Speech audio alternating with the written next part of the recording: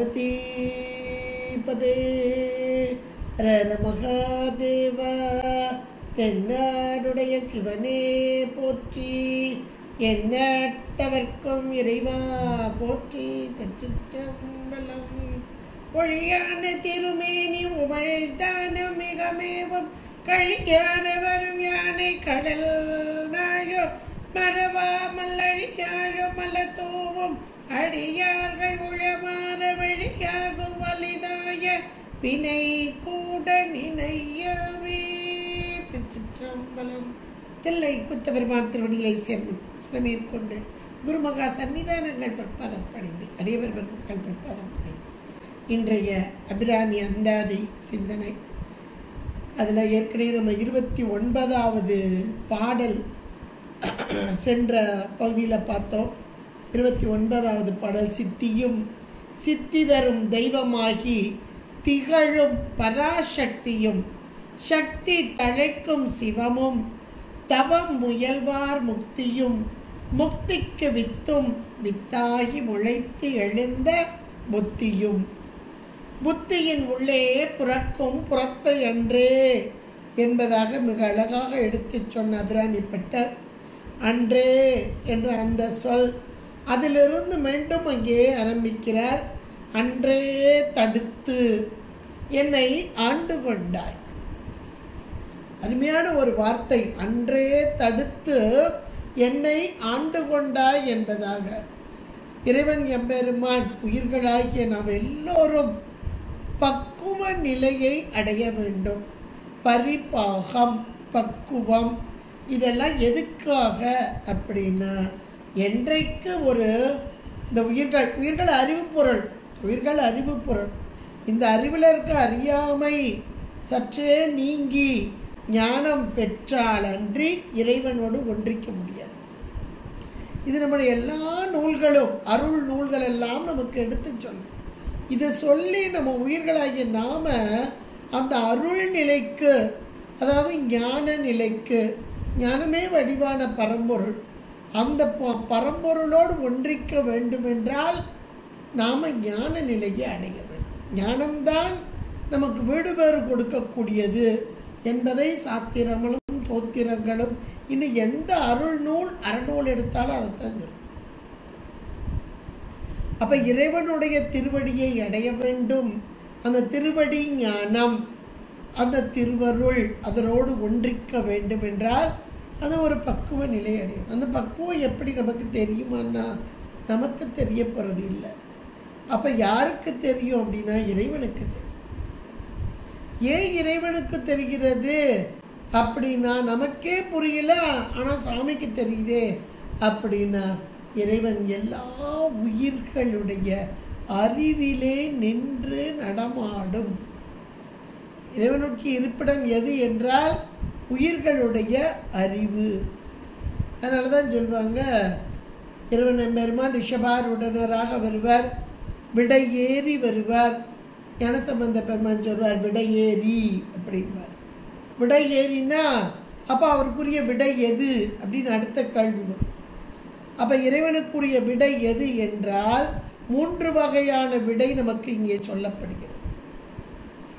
அந்த 3 வகை விடையிலே தர்ம விடை ஒன்று. தர்ம தேவதை இறைவனை நோக்கி தவம் செய்து, இறைவா எம்பெருமானே உன்னை தாங்கும் பேரு அடியேனுக்கு தர வேண்டும். அதுதான் திருவாவடுதுறையிலே தர்மநந்தியாக இருப்பது. அது தர்ம விடை. அப்புறம் 3 புறங்களையும் எரிப்பதற்காக இறைவன் சென்ற போது தேவாதி தேவர்கள் எல்லாம் அங்கே கூடி நின்று இறைவனுக்கு உதவும் வண்ணமாக ஒரு பெரிய தேர், பிரம்மாண்டமான தேர் எழுப்பி எல்லா தேவர்களும் அங்கே வந்து விட்டார்கள். ஆனாலும் இறைவன் அங்கே அந்த தேரின் மீது கால் வைத்த போது தேருடைய அச்சு முறிந்தது. அச்சு முறிந்த அந்த நொடியிலேயே திருமால் விடையாகி இங்கே இறைவனை தாங்கிக் கொண்டார். மால் விடை, மால் விடை என்று சொல்ல, கடகரியோ பரிமாவும் தேருமுகந்து ஏறாதே இடபமுகந்து ஏறியவ யாரே எனக்கரிய இயம்பேடி தடமதில்கள் அவை மூன்றோ தழல் எரித்த அந்நாளில் இடபமதாய் தாங்கினான் திருமால் கான் சாழலோ. மால்விடை என்று சொல்லப்படும். அடுத்து மூன்றாவது விடை எங்க அப்படின்னா, ஆன்மாக்கள் உயிர்களாகிய நாம் தான். நம்முடைய அந்த அறிவிலே நின்றாடும் இறைவன். தில்லை மூதூர் ஆடிய திருவடி பல்லுயிரெல்லாம் பயின்றனன். பயிலுதல், இடைவிடாது சுழன்று ஆடுதல். இவன் ஆட்டம் இல்லையே நம்முடைய ஓட்டம் இல்லை. அப்ப உயிருடைய அறிவில் இருந்து சுழன்றாடும் பெருமானாக இருக்கிறான் என்றால், இந்த உயிர்களுடைய அறிவு, அதனுடைய பக்குவம் என்ன நிலையில் இருக்கிறது என்பது இறைவனுக்கு மட்டுமே தெரியும். இறைவனுக்கு மட்டுமே தெரியும். நாம அறிய மாட்டோம். நம்முடைய பக்குவ நிலை நமக்கு தெரியாது. ஆனால் இறைவனுக்கு தெரியும். அந்த பக்குவ நல்ல ஒரு பக்குவம் வந்தது. இப்போ நம்ம வீட்டில் ஒரு பலகாரம் பணியாரம் சொல்கிறோன்னு வைங்களேன். முதல்ல ஒரு பக்கம் மாவு ஊற்றுவோம், அது ஒரு பக்கமாக வெந்துடும். அப்புறம் திருப்பி போடுவோம். இன்னொரு பக்கம் நல்லா சிவ சிவ சிவன் வெந்து அது இருக்கிறத பார்த்தோடையும் நல்லா நிறம் கொடுத்து நல்லா வந்துட்டு அப்படின்னு அதை பக்குவமாயிட்டு இப்போ எடுத்துக்கணும். இப்போ இது சாப்பிட்றதுக்கு ரெடி ஆயிட்டு. இதே போல இறைவன் தனதாக்கி கொள்ளும் உயிர் அதனை அதனுடைய பக்குவம் அறிந்து ஏற்றுக்கொள்கிறார். இதை நம்ம எப்படி உணர்றோம் அப்படின்னா, சுந்தரமூர்த்தி நாயனார் சுவாமிகள் அது இறைவனுக்கு அணுக்க தொண்டராக இருந்தவர். என்னுடைய சாரூபம் இறைவனுக்கு அணுக்க தொண்டராக இருந்தவர். ஆனாலும் கூட இவரை கீழே அனுப்ப வேண்டும். எங்க? பூலோகத்துக்கு. பூலோகத்துக்கு அனுப்பினா ஏதாவது ஒரு தவறு செஞ்சாதான் பூலோகம். இப்போ நம்மளாம் ஏன் வந்திருக்கோம்னு உங்களுக்கு எல்லாத்துக்கும் புரிஞ்சிருக்கும். எவ்வளவோ தவறு செஞ்சுருக்கோம். அதுக்காக உடம்பு கொடுத்து, இந்த மாயா காரியமான உடம்பு கொடுத்து இந்த உலகத்தில் அனுப்பியிருக்கார் சாமி. அது எவ்வளோ காலம் நிர்ணயம் சாமிக்கு தான் தெரியும், நமக்கு தெரியாது. என்னென்ன காலத்தில் என்னென்ன அனுபவன்றதும் சாமிக்கு தான் தெரியும். அதுவும் நமக்கு தெரியாது. அடுத்து என்ன நடக்கணும் உங்களுக்கு எனக்கும் தெரியுமா? யோசிச்சு பாருங்க. யாருக்கும் தெரியாது. எல்லாம் இறைவனுக்கு தெரியும். ஆனால் எல்லாம் இறைவனுக்கு தெரியும். அப்படிதான் அனுப்புறார். இங்க இந்த சுந்தரரை பூலோகத்திற்கு அனுப்புவதற்காக அங்குள்ள 2 பெண்கள், அந்த 2 பெண்கள் அம்மையின் தோழி பெண்கள். அவங்க தினந்தோறும் தான் பூ பறிக்க வர்றாங்க. இவரும் தினந்தோறும் தான் பூ பறிக்க போறார். ஆனாலும் இறைவன் திருவுள்ளம் பற்றிய மாத்திரத்திலே இவரை அனுப்ப வேண்டும். தவறு செஞ்சாதான் கீழே வர முடியும். தவறே செய்யாதவர், சதா காலமும் இறை நினைவிலே இருப்பவர். தவறு செய்ய வைத்தார், மனம் போக்கினார். அப்படின்னார், மனம் போக்கினார். அந்த 2 பெண்களை அப்படியே கண்களால் பார்த்தார். அந்த மனம் ஒரு நொடி சென்றது. அதுக்கு பிறகுதான் சாமி சுந்தரா நடந்தது என்ன நந்தவனத்தில். அப்பவும் கூட சாமி நான் தப்பே பண்ணலைன்னு சொல்லலை. ஒரு நொடி என்னுடைய மனம் இந்த 2 பெண்கள் பால் செய்தது. அடியேனை மன்னிக்க வேண்டும் என்ற மாத்திரத்திலே, எப்பா இது காமத்துக்கு இடமில்லை, அதுக்கெல்லாம் அங்கே ஒரு பூமி இருக்கு, அங்கே சென்று 2 பெண்களை மணந்து அந்த இன்பத்தை அனுபவித்து பின்பு வா என்று சொல்ல நடுங்கினாராம், பதைபதைத்தார். நம்ம இன்னைக்கு பிறவிக்கு அஞ்சவே மாட்டேங்கிறோம். பிறவிக்கு அஞ்ச வேண்டும். அதுக்கு தான் இந்த பாடல்கள்லாம். அபிராந்த அந்தாதி மட்டும் இல்லை, நம்முடைய தோத்திரங்கள் சாத்திரங்கள் எல்லாம் பிறவி எடுத்த நாம் பிறவிக்கு அஞ்ச வேண்டும். மீண்டும் ஒரு பிறவி வந்துவிடக்கூடாது. அச்சம் கொண்டு பிறவி வராத நிலையை நாம் அடைய வேண்டும். அப்படிதான் இவர் அஞ்சு நடுங்கினார், பதைபதைத்தார்.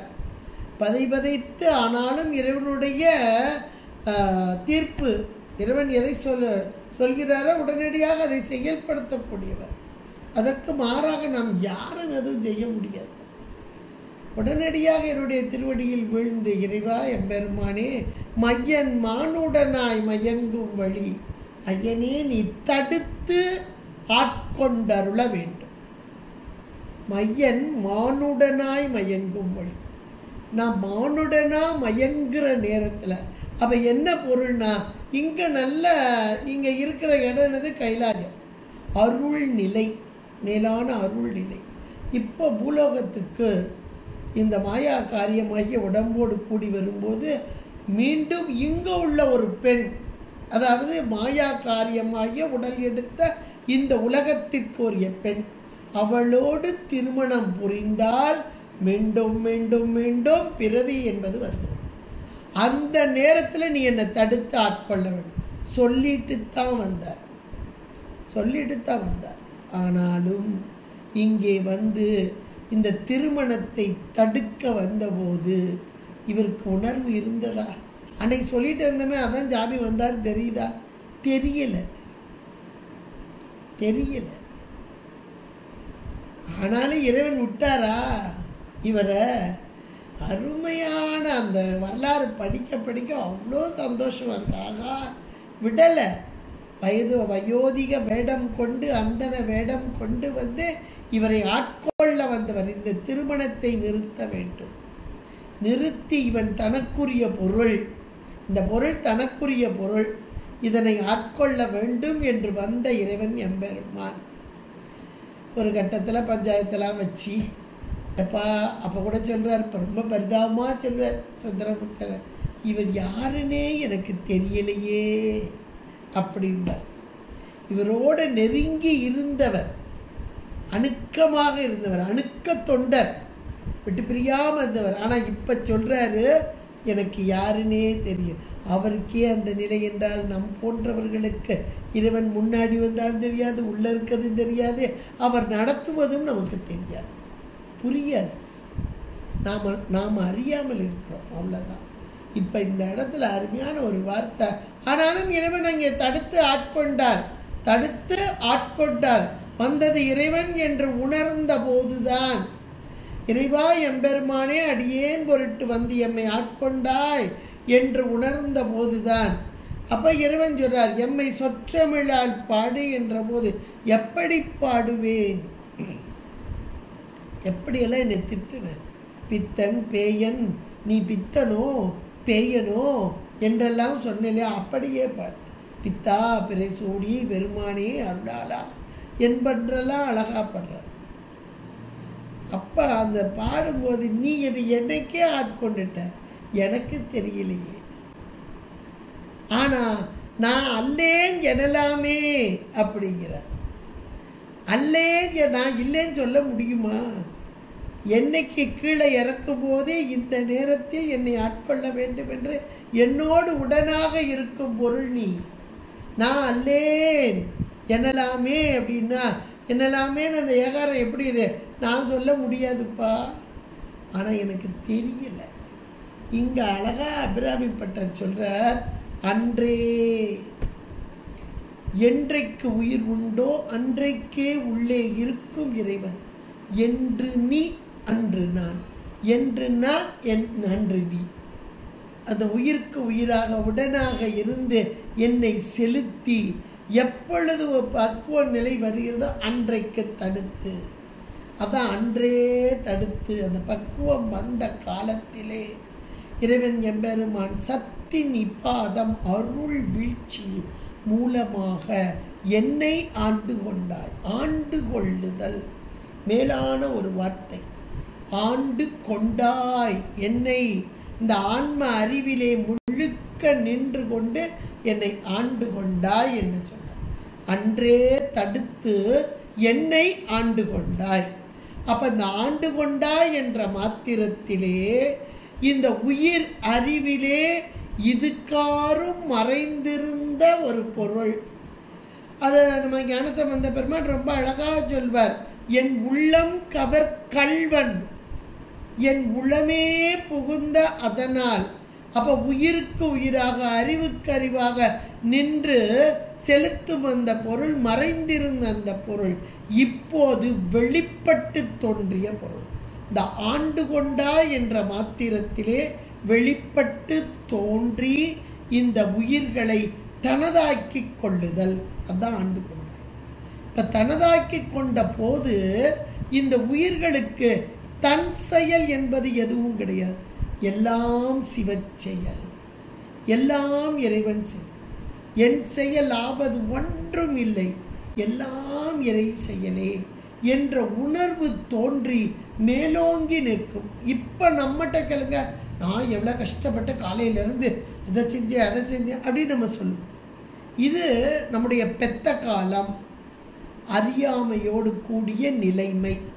இந்த காலத்திலே நம்முடைய செயல்களுக்கெல்லாம் நாமே காரணர் என்று நாம் பறைசாற்றிக் கொள்வோம்.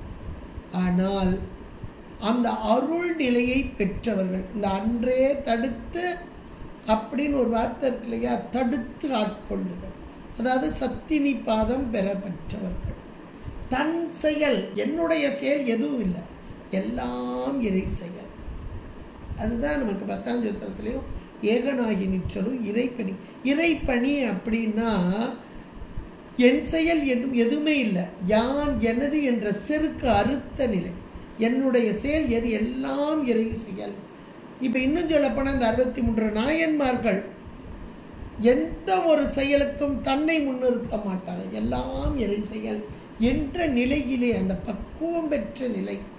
அப்படி இருந்தவர்கள் இங்க முதல் வார்த்தையை அன்றே தடுத்து, என்றைக்கு இந்த உயிர் பக்குவம் அடைந்ததோ அன்றைக்கே தடுத்து, அதாவது என்னுடைய செயல் எதுவும் இல்லை, இன்னும் சொல்ல போனால் உலக காரியங்கள் அத்தனையும் தடுத்து என்னை ஆண்டு கொண்டார். எல்லாம் உன் செயலாக்கி கொண்டாய். கொண்டது அல்ல, கொண்டது அல்ல, கொண்டது அல்லனா என் நானாப்பா உன்னை எடுத்துட்டேன் அப்படின்னு சாமி சொல்ல போறதில்லை. அவன் ஆட்கொண்டு அது பாட்டுக்கு நடக்குது. ஆனால் நமக்கு புரியுமானா புரியாது. நமக்கு இன்னைக்கும் புரியாது, அப்பவும் புரியாது, இப்பவும் புரியாது. அப்போ எப்படி புரியாது அப்படின்னா, அப்போ முழுக்க அறியாமையோடு கூடியிருந்த எல்லா செயலுக்கும் நம்முடைய செயலே காரணம், இந்த செயலுக்கு நான் செஞ்சேன், இதை நான் செஞ்சேன், நான் செஞ்சேன், நான் செஞ்சேன் எல்லாம் சொல்லிக்கிடுவோம். அப்போ இறைவன் தடுத்து ஆட்கொண்ட போதும் நான் செஞ்சேன்னு சொல்ல மாட்டேன், எனக்கு ஒன்றுமே தெரியாது, எல்லாம் அவன் செய்ய. அதான் கொண்டது அல்ல.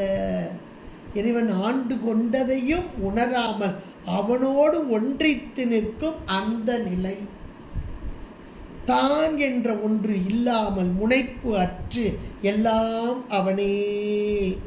அவன் ஆண்டு கொண்டான், அதனால் இந்த செயல் என்பதையும் அப்படியே நீங்கிய நிலை, எல்லாம் அவனாக தோன்றுது. இன்னும் சொல்ல போனால் பார்க்கும் இந்த உலகத்தில் பார்ப்பாங்க, அவங்க பார்க்குற எல்லா பொருளும் அவனாகவே தோற்றும். நமக்கு இன்னைக்கு உலகத்தை பார்க்கும்போதே இது அழகாக இருக்கு, இது அவங்களோடையது, இது இவங்களோடையது, இது இந்த பொருள் அப்படின்னு தெரியுது. ஆனால் அவர்களுக்கோ அத்தனையும் இறைவனாக தோற்றம் அளிக்கும். தாய்மான சுவாமிகள் சிவ பூஜை செய்வதற்காக பூவை பறிப்பதற்காக செல்கிறார். அந்த பூவை பறிக்கிறார். அந்த பூவை பறிக்க சென்ற போது இந்த கை பூ பறிக்க செல்கிறது. அப்போது பூவை பார்க்கிறார். பூவுக்குள்ளே சிவம் தெரிகிறது. சிவத்தை கண்டபோது உன்னை பறித்து உனக்கு பூஜை செய்வதா? அப்ப அந்த பூக்கள் எல்லாம் சிவமாக. இன்னும் ஞானசம்பந்த பெருமானுடைய பதிகங்கள்லாம் பாருங்க, ஒவ்வொரு தலத்துக்கும் போகும்போது அங்குள்ள இயற்கை எழிலெல்லாம் காண்பார். அந்த இயற்கை எழிலெல்லாம் இறைவனாகவே காட்சி தரும். இதனால் இந்த பக்குவ முதிர்ச்சி அடைந்தவர்களுக்கு உரித்தானது. இந்த அபிராமிப்பட்டர் எப்படி இருந்தார்? திருக்கடையூரிலே வாழ்ந்தவர். அந்த திருக்கோவிலிலே அன்னையின் திருமுன்பாக அமர்ந்திருப்பார். ஒரு பைத்தியக்காரனை போல இருப்பார். சுற்றி இருந்தவர்களா இவன் ஒரு பைத்தியம் அப்படின்னு சொல்வாங்க.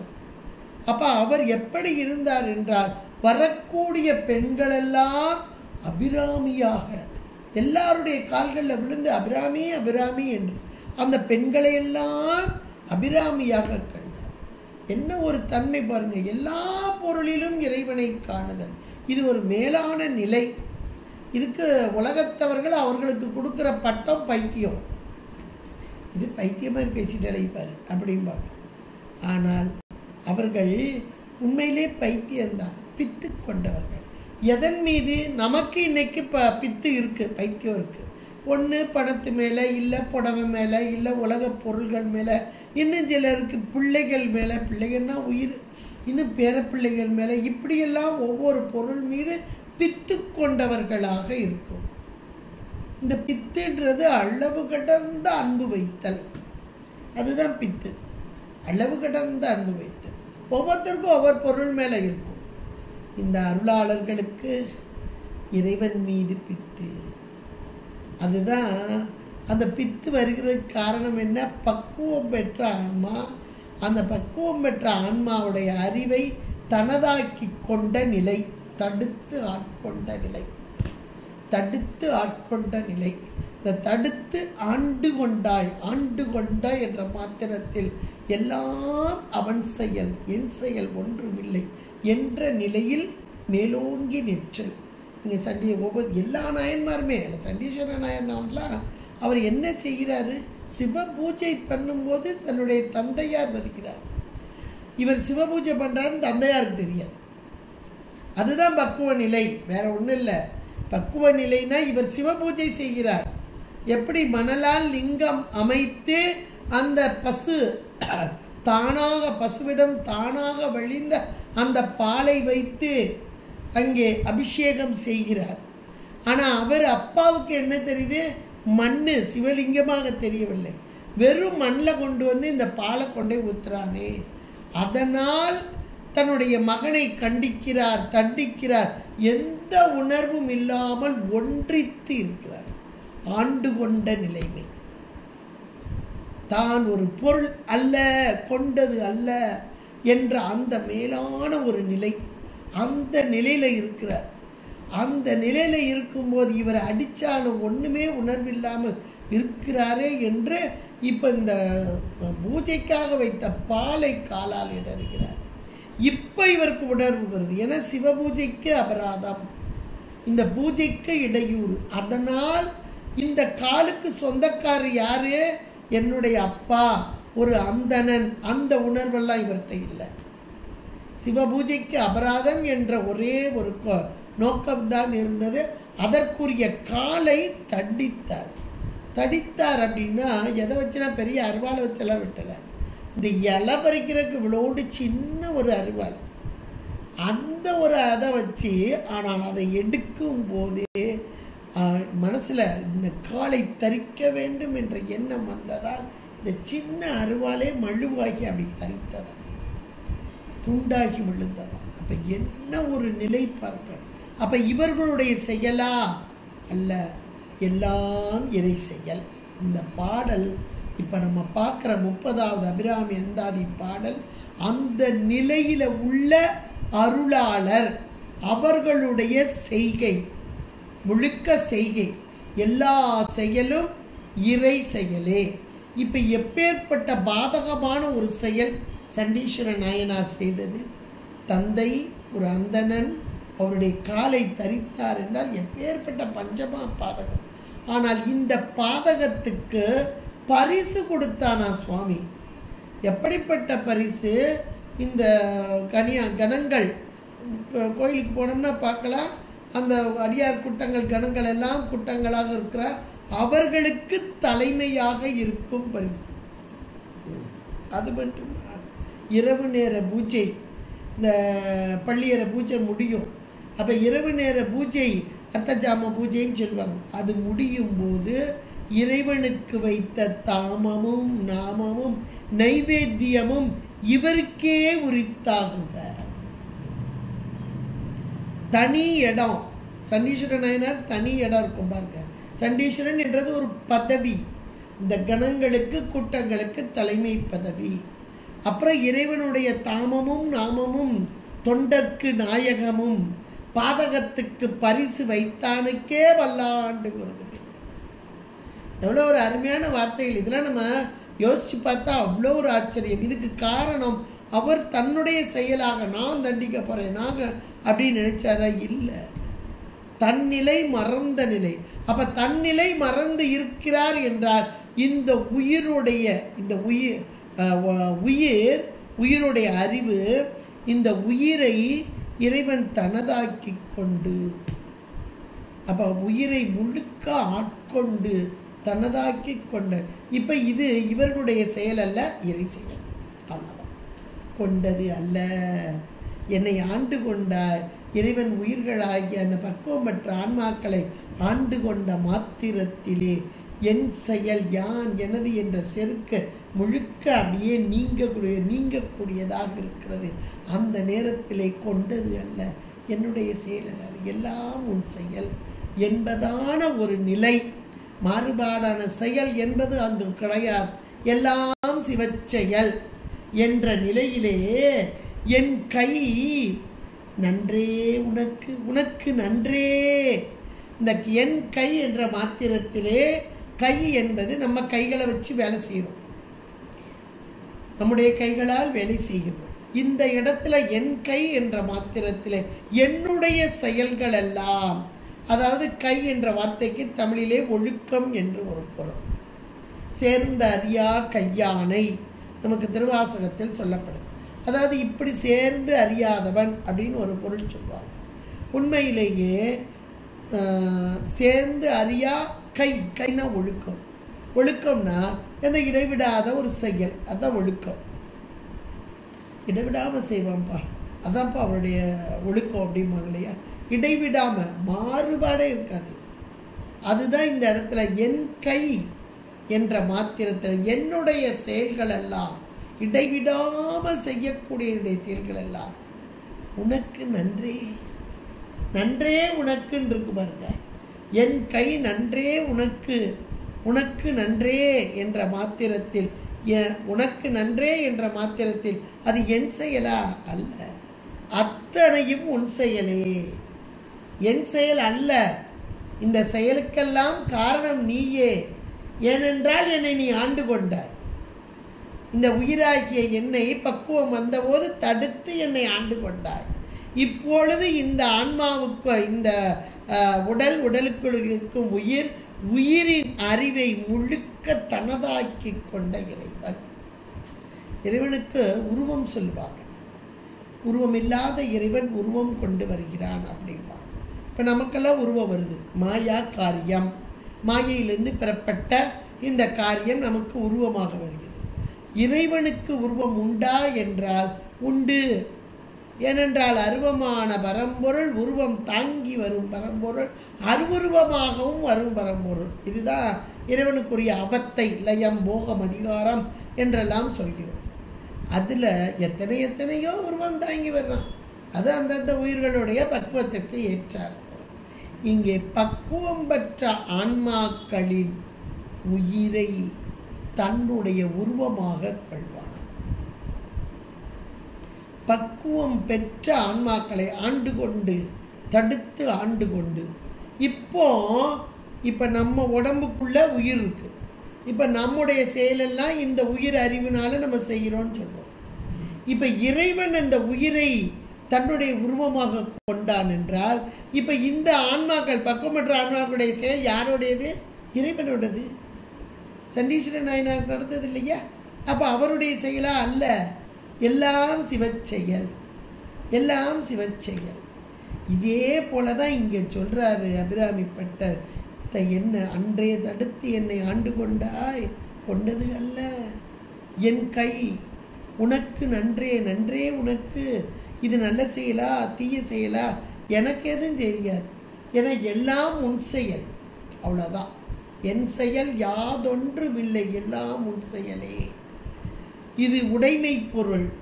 உயிராகிய நான் உனக்கு அடிமை, இந்த உடல் உனக்கு உடைமை, இந்த உலகம் உடைமை, இந்த உடல் உடைமை, உயிரோ அடிமை என்ற அந்த நிலை, மேலான நிலையிலே நின்று இந்த பாடலை, இந்த வார்த்தைகளை சொல்கிறார். சொல்லி என் கை நன்றே உனக்கு என்று சொல்லி, இனி நான் என் செய்யணும். அப்போ என் செய்யணும் எந்த செயல்? எல்லா செயலுக்கும் நீதாபா காரணம், என் செயல் ஒன்றுமே இல்லை. அப்போ என் செய்யணும் என்ற மாத்திரத்தில் எந்த செயல் செய்தாலும், இனி நான் என் செய்யணும், எந்த செயல் செய்தாலும், அதுக்கு கூட அடுத்து ஒரு வார்த்தை போடுறார், நடுக்கடலுள் சென்று வெளினும். நடுக்கடல். நம்ம இப்போ இருக்கிறதே பௌவத்தி எத்வ தடந்தரையால் எற்று உண்டு பற்று கொண்டு இன்றி அப்படின்னு அழகா மணிவாசகர் சொல்வார். கடல் பிறவியாகிய கடல்ல தத்தளிச்சுக்கிட்டு கிடக்கிறோம், கரையேற தெரியாமல் தத்தளித்து கொண்டு இருக்கிறோம். இப்போ அபிராமிப்பட்டர் என்ன சொல்றாருன்னா, நடுக்கடல், இவனுக்கு நீச்சலே தெரியாது, அந்த கடலுடைய ஆழம் தெரியாது, நீச்சல் தெரியாது, ஆனா அகப்பட்டுக்கிட்டான். எங்க? நடுக்கடலுள் சென்றே. அது ஒரு ஏகாரத்தோடு சொல்றாரு பாருங்க, சென்றே. அப்பேற்பட்ட கடல்ல, நடுக்கடல்ல போய் சென்றே போயிட்டான். போய் எப்படியோ மாட்டிக்கிட்டான், விழினும் மாட்டிக்கிட்டான். அப்படி விழுந்தாலும் அந்த அப்ப இந்த என்ன பொருள் அப்படின்னா, எப்பேற்பட்ட துன்பம் வந்தாலும் நீ என்னை என்னைக்கே ஆட்கொண்டுட்ட. அதனால என்னுடைய செயல் எதுவும் இல்லை. நான் எப்பேற்பட்ட தவறு செய்து என வினைக்கு ஈடாகத்தான் இன்றைக்கு நம்முடைய வினைக்கு ஈடாகத்தான் நம்முடைய செயல்கள் எல்லாம். அந்த செயல் மூலமாக ஏற்கனவே செஞ்சு வச்ச வினை இன்றைக்கு நடுக்கடலுள் சென்று ஆழந்தெரியாம காலை விட்டுட்டோம்ப்பா, என்னவோ தெரியல, எவ்வளோ கஷ்டப்படுறேன். நம்ம எத்தனை நேரம் புலம்புறோம் பாருங்க. ஏதாவது ஒரு செயலை செய்யணும்னு தெரியாமல் விட்டுட்டு அதை மீளவும் முடியாமல் இதை விடவும் முடியாமல் தவிச்சு போய் இருப்போம். இதே மாதிரி தான் வாழ்க்கையிலையும் அப்படி தான் இருக்கிறோம். உறவுகள் என்று அந்த உறவுகளோடு உறவாடி உறவாடி உறவாடி, ஆனால் அந்த உறவுகளெல்லாம் சில காலம் இதெல்லாம் மாயக்கூடியது, பொய்யானது என்று உணராமல் இதுவே மெய்யென்று அதிலே திளைத்து, அப்புறம் அதனால வரக்கூடிய வருத்தத்தில் நான் எப்படியெல்லாம் பார்த்து பார்த்து வளர்த்தேன், நான் எப்படியெல்லாம் பார்த்து பார்த்து செஞ்சேன், இன்னைக்கு கொஞ்சம் கூட நம்மளை திரும்பி கூட பார்க்க மாட்டேங்குது என்று மன வருத்தத்தில். அப்ப இந்த இடத்துல எவ்வளவு ஒரு அருமையான ஒரு வார்த்தையை சொல்றார் பாருங்க. சென்றே நடுக்கடலுள் சென்றே விழினும். அந்த ஏகாரம் அப்படி போய் நான் விழுந்தாள். ஏன்னா என்னுடைய செயல் இல்லை, எல்லாம் உன்னுடைய செயல். அப்படி போய் நான் மாட்டிக்கிட்டாலும் கரை ஏற்றுகை நின் திருவுள்ளமே. என்னை கரையில் கொண்டு சேர்க்கணும். ஆனால் பிறவி பெருங்கடல் நீந்துவர் நீந்தாதார் இறைவன் அடி சேராதார். என்னுடைய திருவடியை பற்றி இல்லாமல் இந்த பிறவியாகிய கடலை ஒரு காலும் கறக்க முடியாது. அந்த பிறவி என்பது மிகப்பெரிய சமுத்திரம். நம்ம தெரியாமல் வந்து மாட்டிக்கிட்டோம், தெரிஞ்சோ தெரியாமலோ மாட்டிக்கிட்டோம். இன்றைக்கு நான் மாட்டிக்கிட்டாலும் சதா காலமும் உன்னையே நினைந்து கொண்டு இருக்கிறேன், நினைந்து உருகி வழிபாடு செய்து கொண்டு இருக்கிறேன். அப்போ என்னை இந்த கரை என்பது இந்த பிறவியாகிய இந்த கடலிலிருந்து நீக்கி கரையேற்றுதல், பிறவி இல்லாத ஒரு நிலைக்கு வருதல், இதுதான முக்தின்றது. கரை ஏற்றுகை அது உன்னுடைய திருவுள்ளமே. அதுவும் என்னுடைய செயல் இல்லை, உன்னுடைய செயலே, நின் திருவுள்ளமே என்பதாக சொல்லி, அப்போ அதுக்கு உரிய அம்மை எப்படிப்பட்டவன் சொல்லணும் இல்லையா? இப்போ இறைவன் தான் நமக்கு முக்தி பேர் தரக்கூடியவன், நம்ம துன்பத்திலிருந்து நீக்கக்கூடியவன், துன்பத்திலேருந்து நீக்கி மேலான முக்தி பேர் தரக்கூடியவன்னா, அப்போ முக்தி பேர் தரக்கூடியவன் எப்படிப்பட்டவனாக இருக்கான் அப்படின்றத சொல்கிறதுக்காக கடைசி வரி சொல்கிறார் பாருங்க. ஒன்றே ஒருவன் என்னும் ஒருவன் காண்க, பிரம்மம் மேலான பரபிரம்மம், ஒன்றான பரம்பொருள், ஒன்றான பரம்பொருள் ஒன்றே, ஆனால் பல உருவே, பல பல வடிவம் தாங்கி வந்தது. இன்றைக்கு எத்தனை இடங்களில் எத்தனை நாமங்கள் கொண்டு, ஒரு நாமம் ஓர் உருவம் ஒன்றும் இல்லார்க்கு 1000 திருநாமம் பாடி தள்ளேனும் கொட்டாவும். பல உருவம். ஏன் பல உருவங்கள் என்றால், இப்போதான் ஸ்கூலில் கொண்டே பிள்ளைய விடுறோம் அப்படின்னா, அந்த குழந்தைக்கு உரிய பாடம், அந்த குழந்தைக்கு சொல்லி கொடுக்குற மாதிரி ஒரு டீச்சர், அப்புறம் அந்த குழந்தை கொஞ்சம் கொஞ்சமாக மேலே அடுத்த கிளாஸ் போக வேறு டீச்சர். ஒரே டீச்சர் வருவாங்களா? வரமாட்டாங்க, வேறு.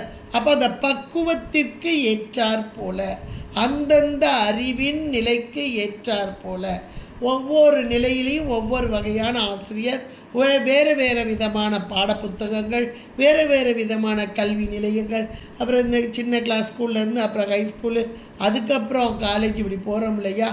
அதே போல் நம்முடைய பக்குவ நிலையை உணர்ந்த இறைவன் பல பல உருவமாக, அதுதான் ஒன்றான பரபிரம்மம் இங்கே பல உருவமாக, பல உருவம் தாங்கி வருகிறது.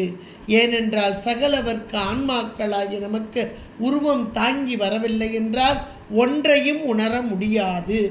நம் பொருட்டாக உருவம் தாங்கி வரும் இறைவன் பல உருவே.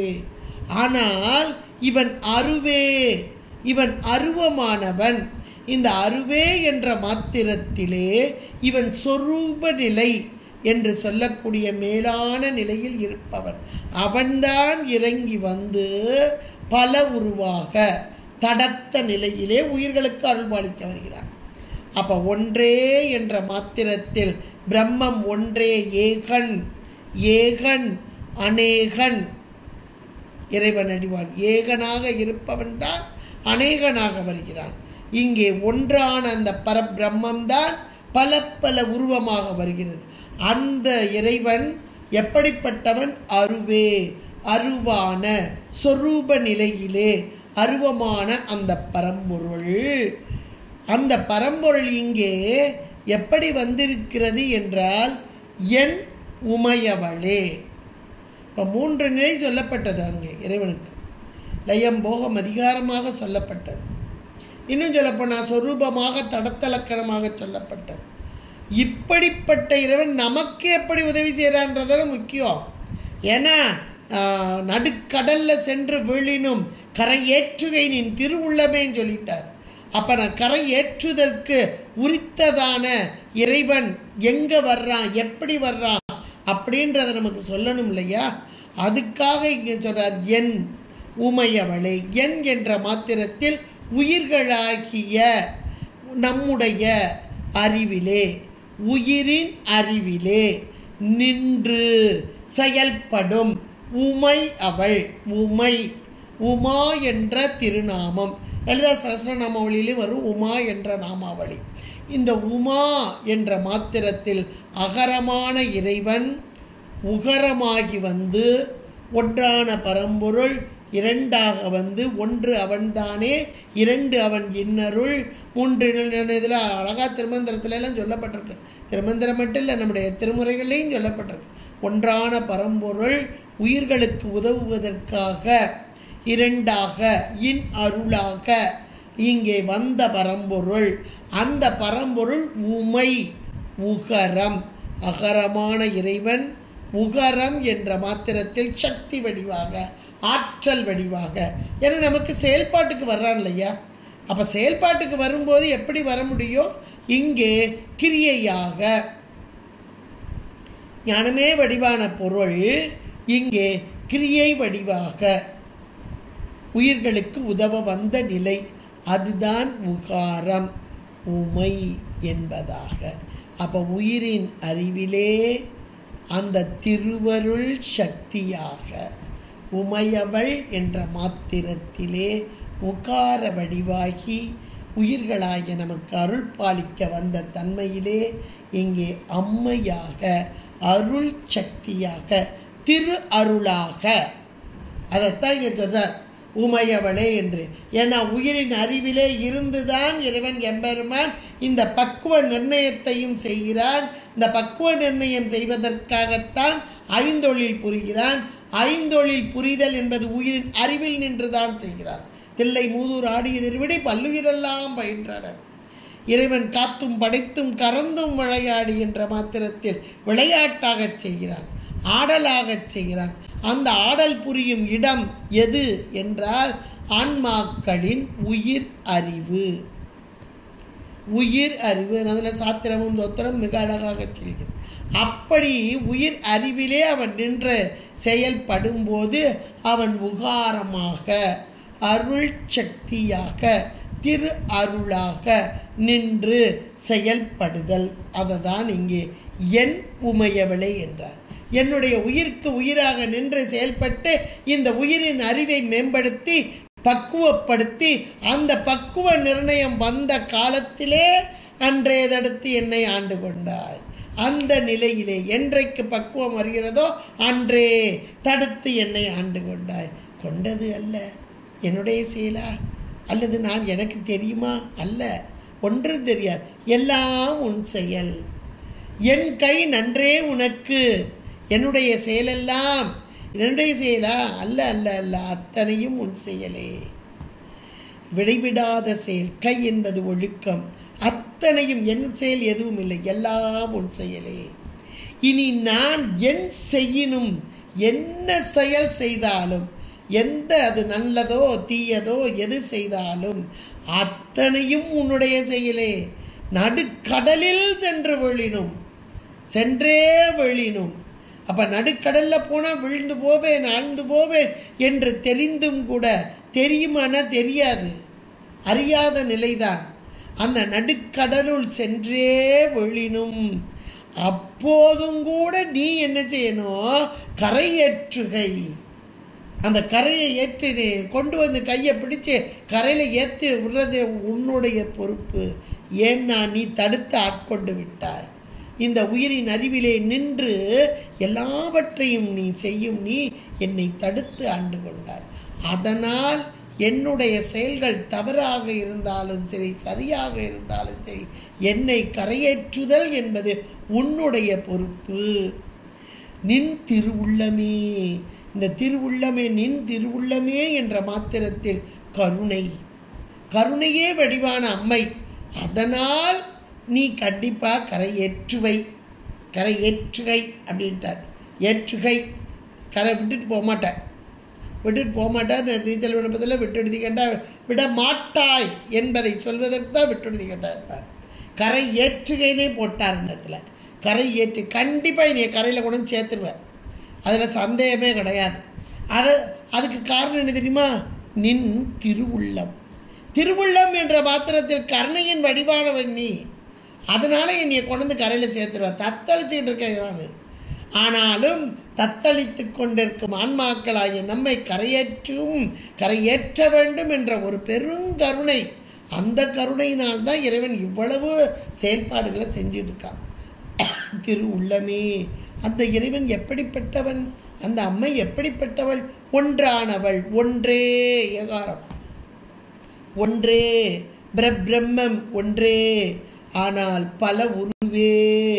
பல பல ஆன்மாக்களின் பக்குவ நிலைக்கு ஏற்றாற் போல பல பல வடிவம் தாங்கி வந்த உருவே, ஆனால் சொரூப நிலையிலே அருவே. அப்படிப்பட்ட இறைவன் இருக்கும் இடம் எது? என் இந்த ஆன்மாவின் அறிவு, உயிர் அறிவு. உயிர் அறிவு, அந்த உயிர் அறிவை நின்று செலுத்தும் உகாரம். ஓம்கார ரூபத்தில் அகார உகார மகாரமான இறைவன். இது சமட்டி பஞ்சாக்கிரம, சமட்டி வியட்டிமாக ஒன்றாக சொல்லும்போது ஓம்காரம் சமட்டி. இந்த ஓம்காரம் தான் இன்றைக்கு நம்மை நடத்தி கொண்டிருக்கிறது. நம்மை மட்டும் இல்லை, இந்த பிரபஞ்சத்தையே நடத்தி கொண்டிருக்கிறது ஓம்காரம். அது அகாரமான ஞான வடிவான பரம்பொருள் உகாரமாக, இந்த உகாரம்தான் செயல்பட வருது. அந்த செயல்பாடு எப்படிப்பட்டது?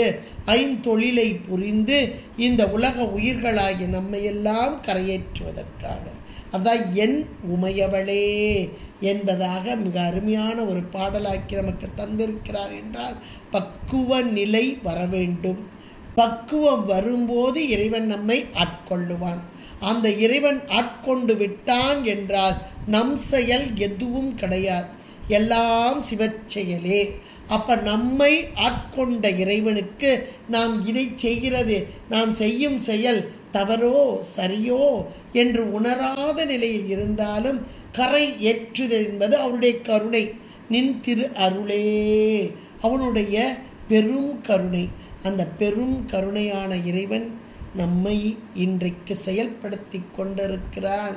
தடத்த நிலையிலே உயிரின் அறிவில் நின்று செயல்படுத்துகிறான் என்ற மிக அற்புதமான ஒரு பாடலை நமக்கு 30வது பாடலாக இங்கே அமைத்து தந்திருக்கிறார் அபிராமி பட்டர். அற்புதமான பாடலை இன்றைக்கு காண்பதற்கு என்னுடைய திருவருளும் குருவருளும் குட்டியமைக்கு நன்றி கூறி அமைகிறேன். திருச்சிற்றம்பலம். ஹர ஹர பார்வதி பதே ஹர ஹர மகாதேவ. தென்னாடுடைய சிவனே போற்றி, எண்ணற்றவர்க்கும் இறைவா போற்றி. திருச்சிற்றம்பலம். நன்றி நன்றி நன்றி.